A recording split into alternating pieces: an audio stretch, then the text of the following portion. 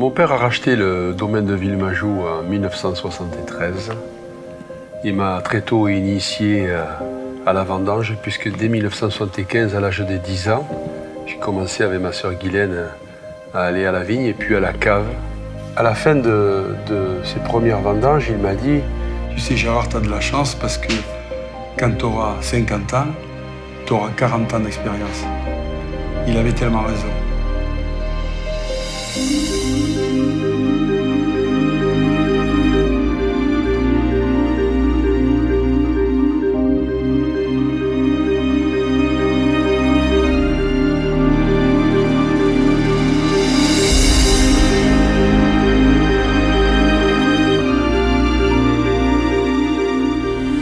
Mon père m'a initié au travail bien fait, à la passion et au souci des mille et un détails. Mais je l'ai réalisé et incarné au fur et à mesure. Comme dit Oscar Wilde, l'expérience c'est le nom que l'on donne à ses erreurs. J'en ai fait pas mal au début et ça m'a permis de m'affranchir de certains dogmes et de devenir moi-même par rapport à ma façon de voir le vin. Mon ami Jean-Claude Berrouet m'a appris la maîtrise de l'élevage, également la poésie dans le vin. Marc Dubernay, mon complice depuis 30 ans, m'a donné une dimension encyclopédique au niveau des produits, des terroirs, de la composition de chaque vin. Et avec tout ça, donc, j'ai fait ma propre partition et je me suis dit que l'excellence était un credo vers lequel il fallait tendre. La devise « Tout seul on va plus vite, ensemble on va beaucoup plus loin » est une devise qu'on s'applique tous les jours, justement pour essayer de rechercher cette excellence. Produire des vins d'excellence, c'est d'abord révéler le potentiel fabuleux de nos terroirs. Alors quand je parle de terroir, c'est à la fois la notion de sol et la notion climatique dans toute sa complexité. Le rôle du vigneron, notre rôle, le rôle de nos équipes, c'est de bien comprendre, de bien sentir ces adaptations entre cépage et terroir et d'en tirer la quintessence.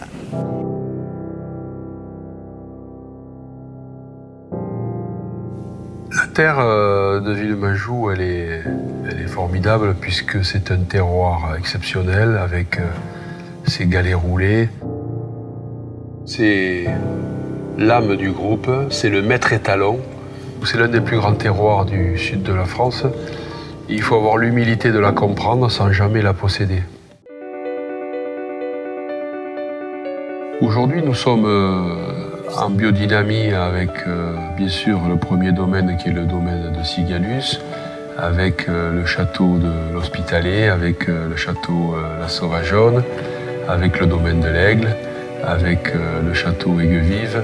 Nous démarrons également au château de la Soujole et nous continuons, en plus du Clos d'Orat, à travailler pour que chaque domaine puisse être en biodynamie dans les 3 à 5 prochaines années. La biodynamie est vraiment une démarche agricole particulière qui se distingue de l'agriculture biologique. L'agriculture biologique s'attache à ne plus dégrader l'environnement, à le respecter le plus possible. La biodynamie part d'un constat simple, c'est qu'on l'a tellement dégradé depuis 50 ans qu'il faut aller beaucoup plus loin.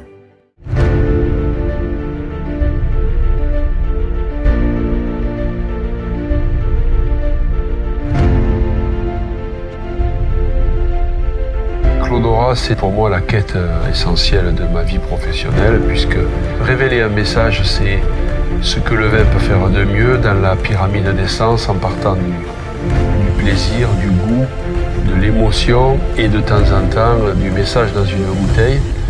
Donc le message, c'est l'empreinte du vin, c'est l'empreinte du temps, c'est se remémorer 20, 30, 40 ans après qu'il s'est passé quelque chose de spécial sur un millésime.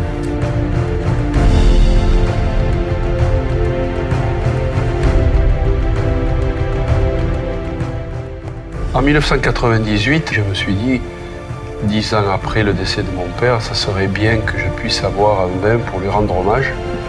Il me parut comme une évidence que la parcelle de la Forge, qui était sa parcelle préférée, devait être isolée du domaine de Villemajou et devait être vinifiée séparément pour pouvoir justement révéler l'esprit de Georges Bertrand. Et ensuite, donc, nous avons isolé la plus belle parcelle du château La Ville-Bertroux avec le Viala. avec une vieille Syrah, un Carignan et un Grenache. Et au château L'Hospitalet, la parcelle L'Hospitalitas, où on avait les hospices de Narbonne au XVIe siècle, où nous avons voulu faire un vin de mémoire. Quelque temps après, au domaine de l'Aigle, l'Aigle Royal, avec cette parcelle à 503 mètres d'altitude, avec sa cabane, nous permet un élan vers l'au-delà. Aller au bout de ses convictions, c'est forcément maîtriser 100% de ce qu'on fait.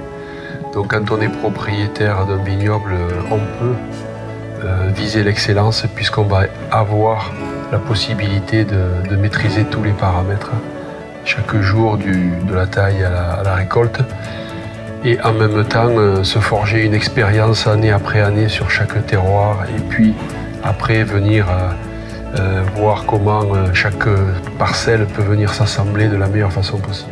L'assemblage, c'est la clé de voûte et l'habillage final d'un vin. C'est ce qui va révéler le caractère à la fois du terroir, d'un vin et d'un vigneron.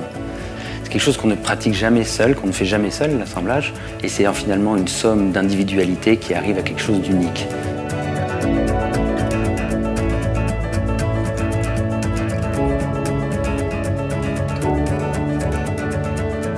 Ce souci de l'excellence, cette volonté du détail, m'a guidé également dans chaque chai, puisque nous avons rénové chaque chai. Et notre quête d'excellence est passée également par Capinsula, qui a été essentiel dans le développement des vins Gérard Bertrand. L'Hospitalet est passé en biodynamie depuis 2013 et c'est un écrin, donc c'est un endroit également où nous célébrons l'art de vivre, où nous faisons le lien entre le vin, la gastronomie, la culture de la région et l'art sous toutes ses formes.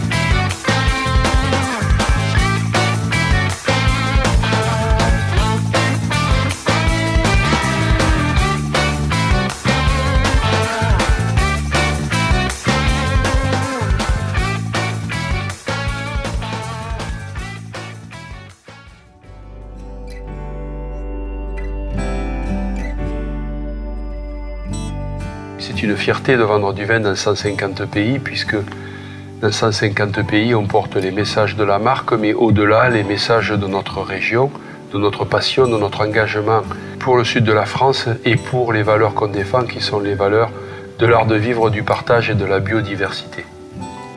Chaque personne qui travaille dans cette entreprise est un élément essentiel à la réalisation de nos objectifs et également au quotidien, au bien vivre ensemble.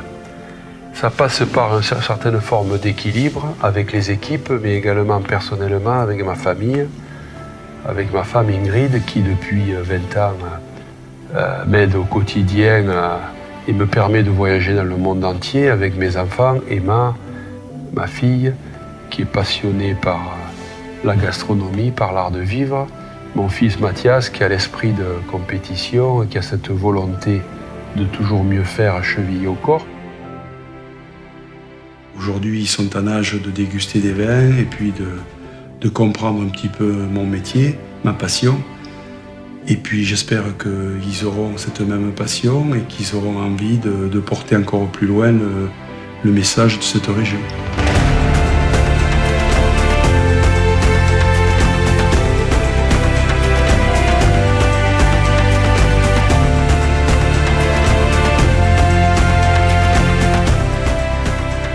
J'ai toujours été guidé par la volonté d'excellence, par la recherche de créer le vin le plus authentique possible. Et ma devise de Saint-Exupéry, si tu veux tracer un sillon droit, accroche ta charrue à une étoile. Cette métaphore résume très bien ma vie de vigneron.